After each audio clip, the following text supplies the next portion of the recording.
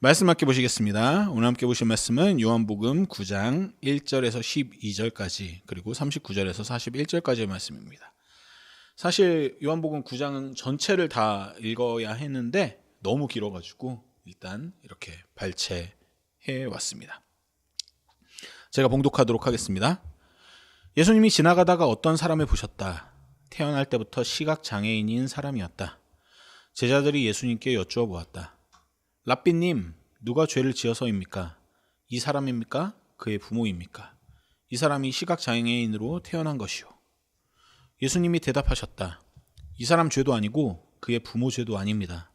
이 사람에게서 하나님의 일들이 드러나도록 하기 위해서입니다. 우리는 나를 보내신 분의 일을 해야만 합니다. 낮 동안에는요. 밤이 옵니다. 그때에는 아무도 일할 수 없습니다. 내가 세상에 있을 동안에는 세상의 빛입니다. 이런 말씀을 하시고는 땅바닥에 침을 뱉으셨다. 그러고는 침으로 진흙을 이겨서 그 진흙을 그 사람의 눈에 바르셨다. 그리고 그에게 말씀하셨다. 실로암 연못으로 가서 씻어내세요. 실로암은 번역하면 보냄을 받은 이라는 뜻이다. 그래서 그가 거기로 가서 씻어냈고 보게 되어서 돌아갔다. 그러자 이웃들과 또 전에 그가 동냥하던 사람이라는 것을 지켜보아 온 사람들이 말했다. 이 사람은 앉아서 동냥하던 그 사람 아닌가요? 어떤 사람들은 이 사람이 그 사람 맞아요 하고 말했다. 또 다른 사람들은 아닙니다. 하지만 그 사람하고 비슷하네요 하고 말했다. 그 사람 자신은 제가 그 사람입니다 하고 말했다. 그러자 사람들이 그에게 말했다. 그러면 어떻게 당신의 눈이 열리게 되었나요? 그 사람이 대답했다. 예수라 하는 사람이 진흙을 이겨서 내 눈에 발랐습니다. 그러고는 나에게 실로암에 가서 씻어내세요 하고 말했습니다. 그래서 거기로 가서 씻어냈더니 볼 수 있게 되었습니다. 사람들이 그에게 물었다. 그분은 어디 있습니까? 그가 말한다. 알지 못합니다. 예수님이 말씀하셨다. 심판하기 위해서 나는 이 세상에 왔습니다. 그리하여 못 보는 사람들은 보게 하고 보는 사람들은 못 보는 사람들이 되게 하려는 겁니다. 바리새파 사람들 가운데서 몇 명, 곧 예수님과 함께 있던 사람들이 이런 말씀을 듣고 말했다. 우리도 역시 못 보는 사람이라는 말입니까? 그들에게 예수님이 말씀하셨다. 당신들이 못 보는 사람이라면 죄가 없을 겁니다. 그런데 지금 우리가 본다 하고 말하고 있으니 당신들의 죄가 그대로 남아 있습니다. 아멘. 저는 오늘 우리가 함께 읽은 요한복음 9장의 이야기를 가지고 우리가 보고 있는 것이라는 제목으로 말씀을 나누고자 합니다.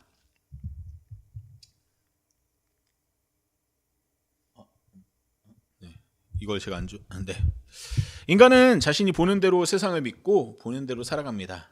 내가 세상을 어떤 눈으로 바라보는지에 따라서 즉 나의 관점과 시야가 내 판단을 형성하고 내 관계를 빚어내고 결국 내 삶 전체의 방향을 결정짓습니다. 만약 내가 쓰고 있는 안경과 렌즈, 그러니까 내가 세상을 보는 눈이 이미 왜곡되어 있다면 아무리 열심히 들여다봐도 세상은 비틀려 보일 수밖에 없습니다. 오늘 본문은 육체적인 시각장애를 훌쩍 넘어서 인간이 세상을 바라보는 관점과 시야에 대한 생각을 우리 앞에 펼쳐놓습니다. 함께 말씀을 보시면서 우리가 지금 어떻게 세상을 보고 있는지에 대해 생각하는 시간을 가지길 원합니다. 오늘 이야기는 예수님이 길을 가시다가 태어날 때부터 시각장애인인 한 사람을 마주치시는 장면으로 시작됩니다.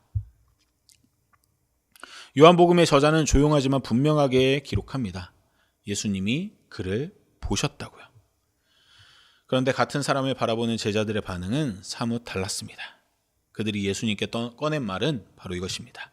랍비님, 누가 죄를 지어서입니까? 이 사람입니까? 그의 부모입니까? 이 사람이 시각장애인으로 태어난 것이요. 당시 고대 세계와 유대 랍비 전통에는 질병과 고통을 곧 죄의 결과와 연결짓는 인과응보의 세계관이 깊이 뿌리내리고 있었습니다. 그래서 랍비들 사이에서는 이것이 너무나도 확고한 전제이다 보니까 태어날 때부터 병이나 장애 혹은 또 다른 고통을 안고 태어나는 사람들이 당연히 그의 죄 때문에 혹은 그의 부모의 죄 때문에 그렇게 고통을 받았을 것이라고 생각했습니다. 그래서 랍비들 사이에서는 사람이 어머니의 태중에 있을 때, 아직 태아 상태에 있을 때도 죄를 지을 수 있는지를 논쟁하기도 했고, 혹은 출애굽기 20장 55절의 말씀처럼 부모의 죄가 자녀에게 대물림된 것인지를 두고 진지한 논쟁을 하곤 했습니다.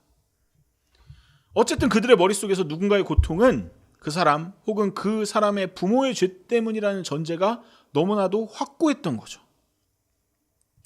오늘 제자들의 질문 또한 바로 이 시대의 사고의 틀 안에 고스란히 갇혀 있었습니다. 그런데 여러분들도 느끼실 것 같은데 이 질문은 너무나도 폭력적인 질문입니다. 제자들의 질문은 그 자체로도 폭력적이지만 그 상황 때문에 심각성이 더해집니다. 조금 뒤의 상황을 먼저 살펴보면 이 상황이 얼마나 심각한 상황인지 알 수 있습니다. 제자들과 예수님의 대화가 맞춰진 후에 예수님은 이동하지 않고 바로 그 시각장애인을 고쳐주십니다. 이것은 뭘 말합니까? 한마디로 지금 제자들은 시각장애인의 바로 앞에서 이 질문을 던지고 있는 것입니다. 시각장애인이 그 대화를 고스란히 들을 수밖에 없는 상황에서 말이죠. 제자들이 던진 물음 어디에도 이 사람의 이름은 없습니다. 당연히 처음 본 사람이기 때문에 이름을 몰랐다고 생각할 수 있겠죠. 하지만 이름만이 아니라 존재에 대한 존중도 없습니다. 눈앞에 시각장애인이 평생 어둠 속에서 동냥하며 버텨온 삶의 무게, 그 처절한 고통에 대한 관심이 한 줄도 담겨 있지 않습니다. 제자들조차 이 사람을 인격체로 대면하지 않습니다. 그저 지적 호기심을 채우기 위한 신학적 토론의 소재로만 다루고 있을 뿐입니다. 그 사람을 죄와 고통의 관계성에 대한 논증의 사례로만 만들고 그 안에 살아있는 인간은 지워버린 셈입니다. 그리고 이 사람의 죄 때문입니까? 이 사람의 부모의 죄 때문입니까? 이 질문은 아마도 이 유대 사회에서 이 시각장애인이 이미 수없이 들어왔을 질문과 고민이었을 것입니다. 근데 그것을 이 사람의 바로 앞에서 또다시 반복하고 있는 이 끔찍한 일을 제자들은 저지르고 있는 것입니다. 하지만 늘 그렇듯이 예수님은 이렇게 무심하고 잔인한 태도에서 나오는 질문에 대해서 정면으로 질책하지는 않으십니다. 어쩌면 그런 잔인함이 우리 인간의 기본값이라도 되는 듯이 예수님은 담담히 그들에게 옳은 것을 설명하실 뿐입니다. 3절에서 예수님은 제자들이 당연한 전제로 깔아놓은 인과응보에 대한 논리를 단호하게 끊어냅니다. 이 사람 죄도 아니고 그의 부모 죄도 아닙니다. 이 사람에게서 하나님의 일들이 드러나도록 하기 위해서입니다. 이것은 고통을 가볍게 봉합하는 값싼 위로가 아닙니다. 오히려 한 인간의 고난의 자리가 하나님의 영광과 구원의 손길이 펼쳐질 수 있는 무대가 될 수 있다는 주권적인 선언입니다. 제자들은 고통이 어떤 이유에서 왔는지에 대해서 궁금해합니다. 하지만 예수님의 시선은 그 고통의 자리에 있는 사람이 어떻게 치유될 수 있는지를 향하고 있습니다. 제자들의 눈은 원인을 추궁하는 눈입니다. 하지만 예수님의 눈은 가능성을 발견하고 그 가능성을 여는 눈을 가지고 있었습니다. 우리는 누군가의 불행 앞에서 본능적으로 원인을 찾고 책임 소재를 따집니다. 이게 누구의 잘못이냐? 이게 누구 잘못 때문에 이렇게 된 것이냐? 때로는 내가 겪는 고통을 바라보면서 자기 자신을 향해 내가 무슨 잘못을 해서 이런 일이 생겼냐? 라고 몰아붙이며 스스로를 더 큰 고통으로 몰기도 합니다. 그러나 예수님은 그 자리에서 전혀 다른 방향으로 시선을 돌리십니다. 예수님은 그 사람의 육체적인 고통을 고쳐주시기 이전에 그 사람에게 박혀있는 잘못된 전통의 굴레를 해결하시려 합니다. 그 사람의 고통이 그 사람의 잘못이 아님을 선언하십니다. 당연히 그 사람의 부모의 잘못도 아님을 선언하십니다. 더 나아가 사람들에게 무시당하고 지금 이 순간에도 마음껏 모욕당하고 있는 그 시각장애인이 하나님의 일을 위해서 귀하게 쓰일 수 있는 존재임을 이야기하십니다. 여기서 우리가 오해해서는 안 되는 지점이 있습니다. 바로 예수님께서 하나님의 일들이 드러나도록 하기 위해서라는 말씀. 이 말씀 또한 인과관계에서 나오는 말이 아닙니다. 다시 말해서 예수님이 지금 이 순간에 기적을 베푸시고 하나님의 일을 하는 것을 보여주시기 위해서 이 사람에게 이런 고통이 주어진 것이라고 설명하는 것이 아니라는 말입니다.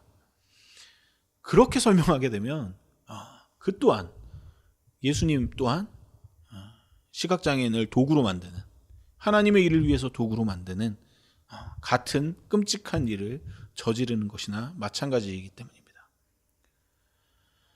예수님은 지금 사람들에게 논쟁거리로나 쓰이고 있는 그 사람도 하나님의 일을 드러내고 있는 예수님과 다르지 않은 인간임을 강조하시는 표현으로 이 말씀을 하고 계신 것입니다. 하나님 앞에서 예수님도 그 사람도 동등하게 존귀한 존재라는 것이죠. 하나님의 일을 하고 있는 예수님, 그리고 지금 하나님의 일을 보여줄 이 시각장애인, 모두 동등하게 존귀한 존재라는 이 선언을 예수님이 그 시각장애인이 듣고 있는 바로 그 자리에서 하고 계십니다. 예수님은 그런 표현들을 통해 그 시각장애인의 육체적 어둠뿐만 아니라 심리적인 어둠 또한 해결하시길 원하고 계십니다. 고통은 이 사람의 잘못 때문이 아닙니다. 이 사람은 잘못된 존재가 아닙니다. 고통은 우리 삶에 늘 함께하지만 그것은 누군가의 죄 때문이 아닙니다. 당신들은 지금도 이 사람을 무시하고 잔인하게 질문하고 있지만 이 사람 또한 나와 같은 존귀한 존재입니다. 저는 오늘 예수님의 말씀이 이렇게 들립니다. 예수님은 이어서 땅에 침을 뱉어 진흙을 이겨 그의 눈에 바르시고 실로암 연못에 가서 씻으라고 이르십니다. 요한복음의 저자는 여기서 독자에게 일부러 알려주죠. 제가 한 장 덜 넘겼었네요. 네. 실로암은 보냄을 받은이라는 뜻이라고, 이것은 단순한 지리정보 이상입니다. 예수님 자신이 하나님으로부터 보냄을 받은 자이시며 그분 자체가 참된 실로암이십니다. 사람들을 치유하는 존재 말이죠. 눈먼 사람은 하나님이 보내신 그분 예수님을 통해 생애 처음으로 세상의 빛을 받습니다. 정죄 대신 긍휼로, 논쟁 대신 치유로 그는 인정받습니다. 예수님의 시선은 그 사람에게 곧장 가닿았고, 그리고 그 눈뜬 사람 또한 예수님처럼 보냄을 받은 자가 됩니다. 눈뜬 사람이 동네로 돌아오자 사람들은 그를 바리새파 사람들에게 데려갑니다. 이 기적 앞에서 그들이 먼저 집어든 것은 기쁨도 감사도 하나님을 향한 경이로운 찬탄도 아니었습니다. 그들이 문제 삼은 것은 단 하나, 예수님이 이 일을 안식일에 하셨다는 사실이었습니다. 안식일에 사람을 고치는 것이 옳은가? 또한 유대 안식일 규례에 따르면 흙을 반죽하는 행위도 안식일에 금지된 노동 중 하나였습니다. 예수님은 그런 것들을 하셨다는 거죠. 이 대목에서 우리는 바리새파 사람들의 시선이 얼마나 좁고 닫혀 있는지를 확인하게 됩니다. 한 사람이 평생의 어둠을 걷어내고 처음으로 빛을 마주한 그 벅찬 사실은 그들의 시야 안에 들어오지 않았습니다. 그들에게 이 눈뜬 사람은 증언등의 증인, 즉 예수를 제거하기 위해 근거를 확보하기 위한 수단에 불과했습니다. 평생을 도구로 사용됐던, 사람들의 논쟁거리로 사용됐던 시각장애인이 또다시 제자들의 신학 토론을 위해 이용당하고 지금은 바리새파 사람들의 권력 투쟁을 위해 이용당하고 있습니다. 그들은 기적을 가장 가까이서 목도하면서도 정작 그 기적이 가리키는 방향을 단 한치도 읽어내지 못하고 있습니다. 예수님의 말씀대로 두 눈을 멀쩡히 뜨고서 아무것도 보지 못한 것입니다. 여기서 한 가지 중요한 연결고리가 있습니다. 제자들의 실수와 바리새인들의 완악함이 사실 같은 뿌리에서 자라나고 있다는 점입니다.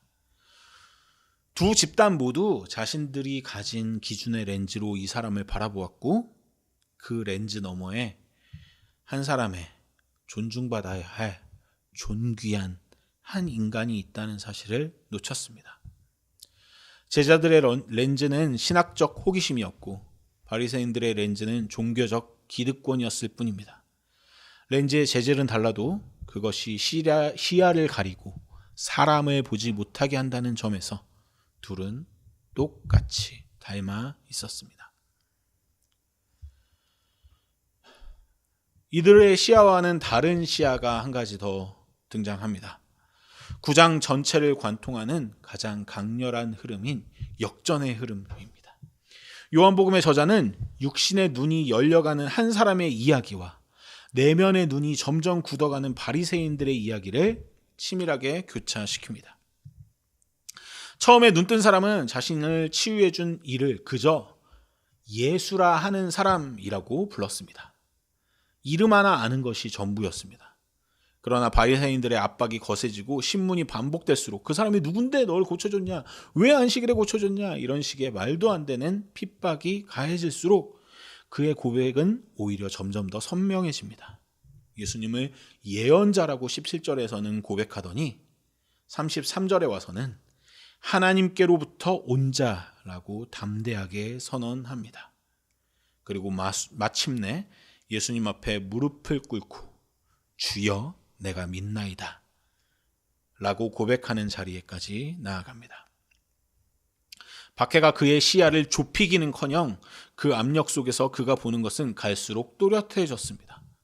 어둠이 걷히자 그는 한 걸음씩 더 깊은 빛 안으로 들어갔습니다. 반면에 율법과 성경이 가장 정통하다고 자부하던 바리새파 사람들은 어떻게 됩니까? 그들은 생명의 빛이 바로 눈앞에 서 계시는데도 기적의 사실 자체를 부정하고 증인을 윽박지르고 결국 그를 회당에서 내쫓는 폭력을 행사합니다. 그들 자신이 가장 많이 알고 있다는 확신이 역설적으로 그들의 눈을 가장 두껍게 가려버린 것입니다. 화면에 발길이 올릴수록 오히려 눈이 시린 것처럼 자기 확신이 커질수록 그들의 시야는 점점 더 좁아져만 갔습니다. 스스로는 완벽하게 보고 있다고 믿었지만 실상은 하나님이 보내신 분을 눈앞에 두고도 알아보지 못하는 사람들이었습니다. 이 극명한 대조 끝에 예수님은 39절에서 이렇게 선언하십니다. 못 보는 사람들은 보게 하고 보는 사람들은 못 보는 사람들이 되게 하려는 겁니다. 예수님 자신이 이 땅에 오신 이유를 또다시 이런 방식으로 새로운 방식으로 설명하십니다. 이것은 빛의 역설입니다. 어두운 방에 빛이 들어오면 먼지가 보이고 틈새가 드러나며 그동안 감춰져 있던 것들이 고스란히 나타납니다. 예수님이라는 빛이 세상에 비출 때 두 가지 반응으로 사람들은 갈라지곤 합니다. 자신의 어둠을 인정하는 사람들은 그 빛으로 나와 비로소 보게 됩니다. 자기 안에 쌓여있는 먼지, 자기가 잘못 보고 있었다는 사실, 일그러져 있는 자신의 렌즈를 그때서야 발견하게 됩니다. 반면에 이미 잘 보고 있다고 내가 보고 있는 것에 대해서 문제가 없다고 여기는 사람들, 자기가 보고 있는 것에 대한 확신으로 굳게 사로잡혀 있는 사람들은 그 빛 앞에서 눈을 찌푸리며 빛 자체를 밀어냅니다. 이미 잘 보고 있는데 이 빛이 무엇이 필요하냐는 거죠. 같은 빛 안에서 한쪽은 시력을 얻고 다른 한쪽은 스스로 어둠을 선택합니다. 예수님이 세상을 갈라놓으시는 것이 아닙니다. 빛 앞에서 각자가 어떻게 반응하느냐가 스스로를 가르게 되는 것이죠. 역시나 바리새파 사람들은 두 번째에 속한 사람들이었습니다. 이들은 발끈하며 묻습니다. 우리도 역시 못 보는 사람이라는 말입니까? 예수님의 대답은 날카롭고 고요합니다.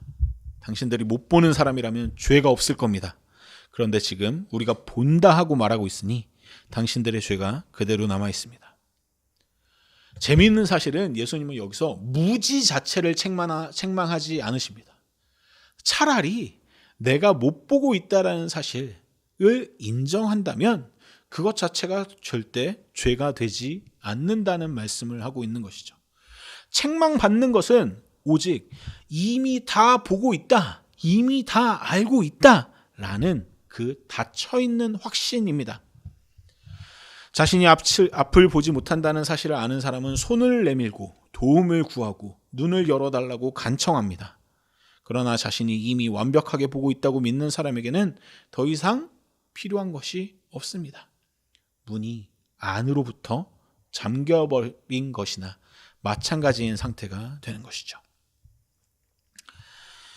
오늘 이야기가 우리에게 건네는 질문은 사실 단 하나입니다.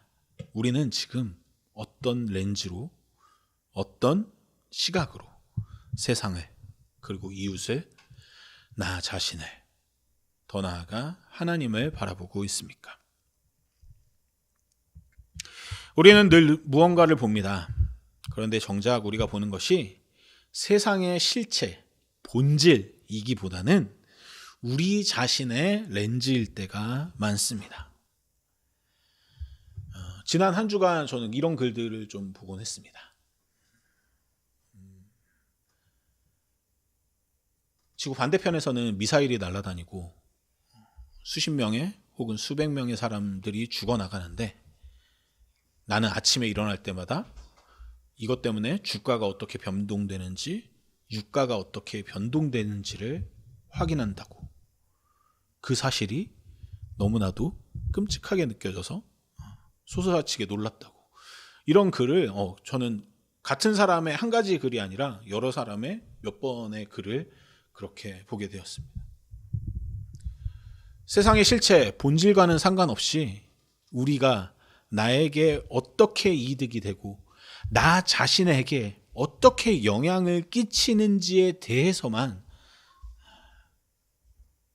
내 이기적인 렌즈로 세상을 바라보고 있다는 한 가지 단편적인 사실이 아닐까 생각하게 되었습니다. 제자들은 인과응보의 렌즈로 한 사람의 고통을 신학 토론의 소재로 만들었고, 바리새파 사람들은 율법 준수라는 렌즈로 눈앞의 기적을 규정 위반으로 읽어냈습니다. 둘 다 눈을 뜨고 있었지만 둘 다 중요한 것을 놓쳤습니다. 그 자리에 살아계신 하나님이 무엇을 하는지를, 그리고 그 살아계신 하나님이 누구를 그렇게 귀하게 존귀하게 여기시고 바라보고 계시는지를 놓치고 있었습니다.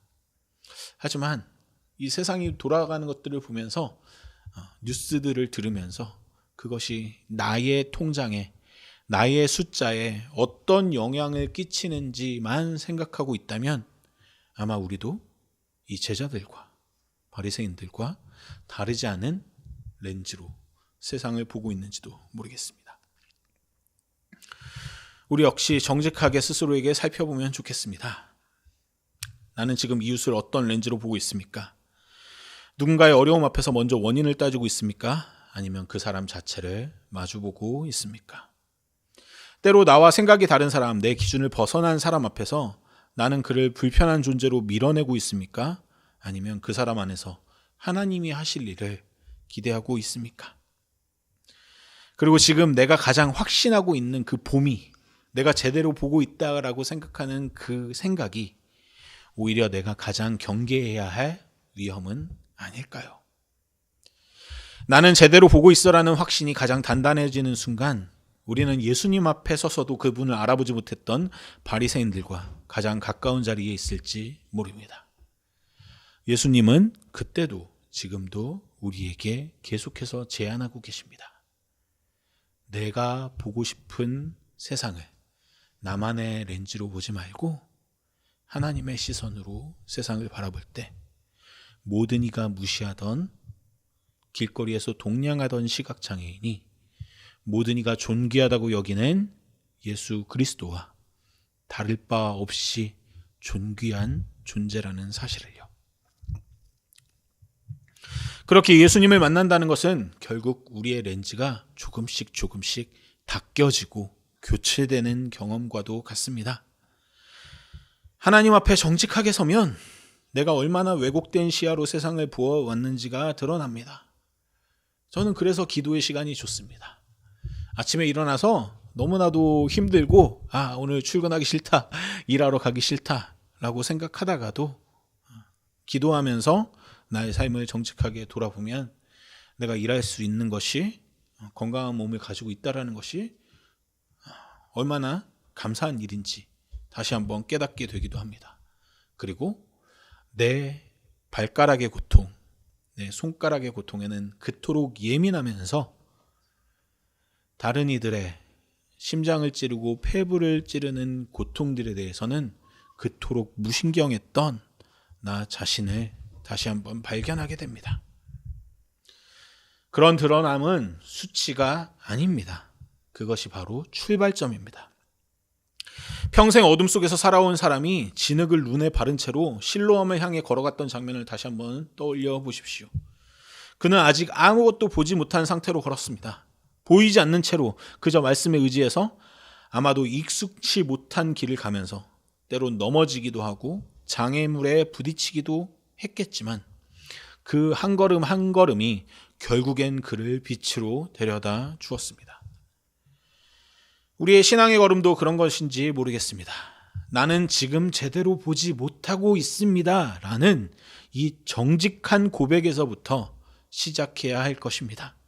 그 고백이 사실은 가장 맑은 눈으로 드리는 기도입니다. 그 고백이 입술에서 나오는 순간 우리는 이미 실로암을 향해 첫 발을 내디딘 것입니다.